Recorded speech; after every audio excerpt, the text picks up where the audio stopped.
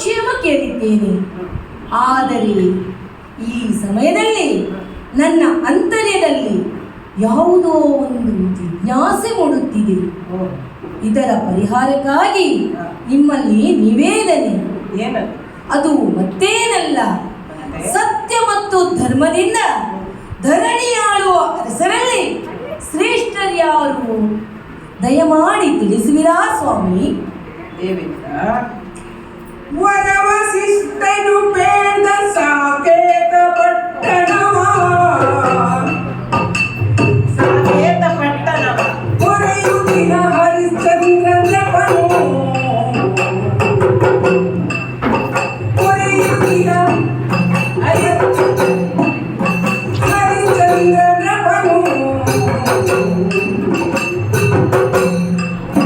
ಪರಮ ಕಾರ್ಮಿಕ ಸತ್ಯವಂತ ಭೂಲೋಕಗಳು ಪರಮ ಕಾರ್ಮಿಕ ಸತ್ಯವಂತ ಭೂಲೋಕಗಳು ಸರಿಯಿಲ್ಲದಾದರೂ ಅವನೇ ವರವಸಿಷ್ಠನು ಬೇಡ ಸಾಕೇತ ಪಟ್ಟಣವ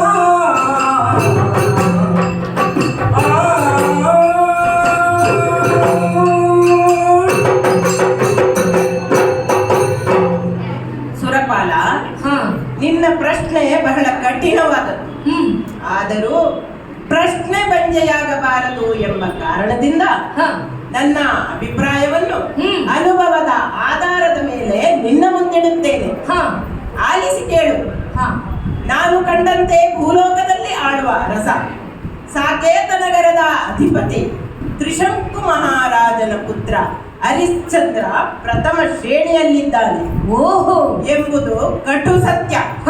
ಸತ್ಯ ಹಾಗೂ ಧರ್ಮದಿಂದ ಧರೆಯನ್ನಾಳುತ್ತಾ ಪ್ರಜಾ ಪರಿಪಾಲಕನಾಗಿ ಭೂಪತಿಗಳಲ್ಲಿ ಅಗ್ರ ಶ್ರೇಣಿಯ